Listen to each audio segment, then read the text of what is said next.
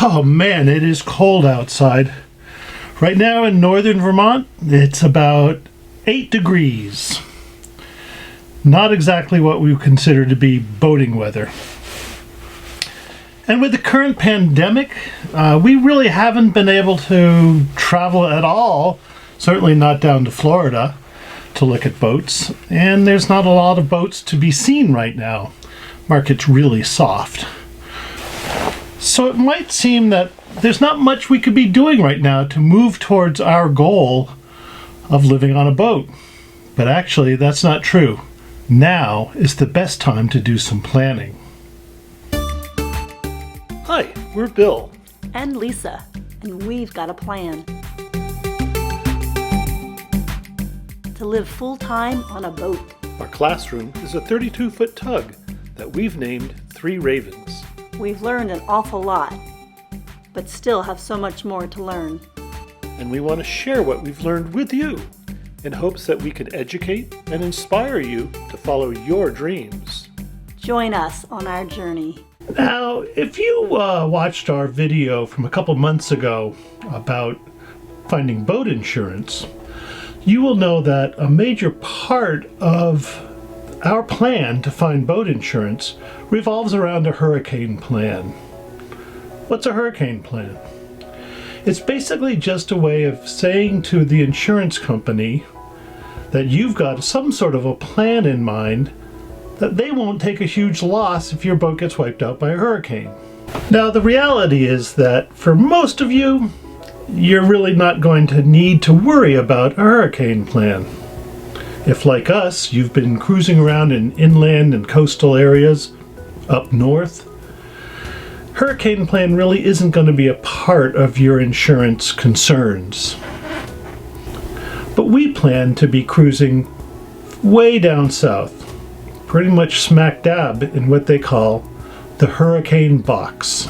Now, I want to be really clear that I am no expert on insurance or hurricane plans.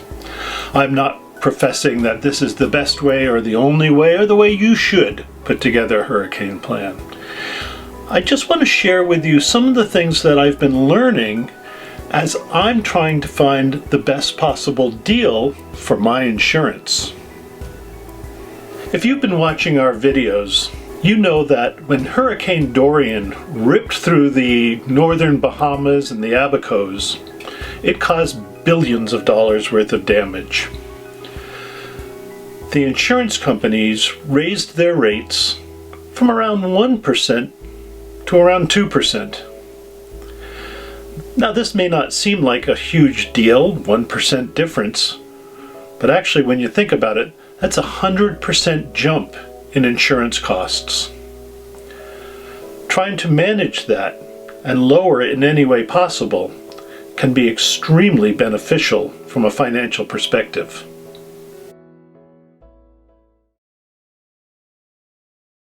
Now, if your plan is just simply to head north from about, say, June to November and not even be in the Caribbean, your hurricane plan could simply be that. About a paragraph long saying, we're going to head north, we're not going to be around the Bahamas. We, however, are hoping to stay south, and that's going to take a little extra effort.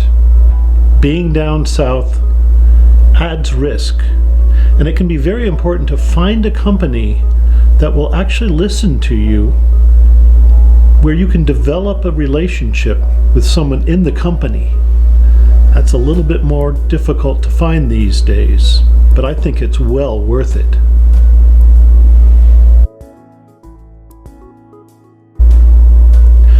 It can be awfully tempting to just assume that I'm a good captain, I've got experience, I know what I'm doing. But that begs the question, how does the insurance company know that? And if you've been getting your insurance online, it's impossible to tell some computer about your experience. And in my opinion, the best hurricane plan shows the insurance company your competence, your knowledge, and your ability to keep you and your boat safe.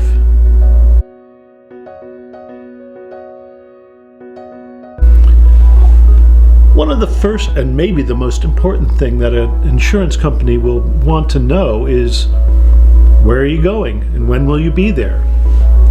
The hurricane season, as I've said, goes from about June to about November.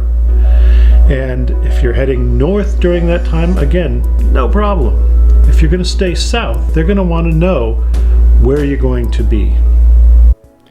So figure out your course that works best for you and tell your insurance company just where you're planning on going. Just remember that one of the most dangerous things you can have aboard is an agenda. By overlapping months, you can build in allowances for unexpected changes in your plans. Just remember that if you've told your insurance company you plan to cruise north up to Maine, but you end up changing your mind and going down to the Florida Keys, you may find yourself without insurance. If you don't have a lot of experience, it may be helpful to cruise some of the northern latitudes for a year or two before heading down into the hurricane belt. This will probably work out fairly well for us. We'll probably buy our boat in southern Florida too late in the season to be able to get it below the hurricane belt, and so we'll take it up north. I'd love to take our boat up into Nantucket or Martha's Vineyard, and might even bring it all the way back up to Lake Champlain, where we live now. This can also be an excellent opportunity to teach the insurance company about your level of competence. Do you have any special training? What is your experience? This is a great time to just brag on yourself. What previous boats have you owned? What places have you gone to? Have you taken advantage of any specialized training? Do you have any special certificates or specialized knowledge that they should know about? Many companies will ask you to fill out a form, but I believe that having a personal relationship with an agent is the best way to get the best deal on your insurance costs. Now, insurance brokers can be very helpful in helping you to find the right insurance for you and your boat. However, in these circumstances, it can be essential to find someone within the insurance company itself, someone who can spend the time getting to know you and your competence. Erring on the side of too much or too little information, I would certainly go with too much information. Let them know everything possible that will help them to understand your ability to keep yourself and your boat safe during hurricane season.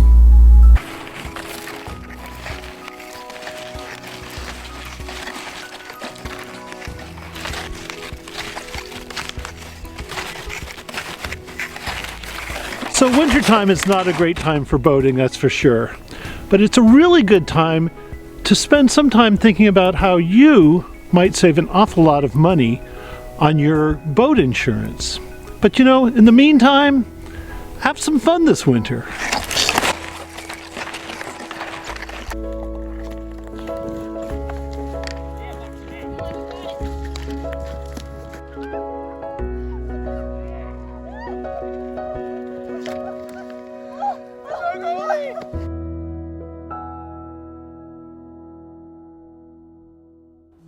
Thanks for joining us on our journey as we learn an awful lot and have a lot of fun.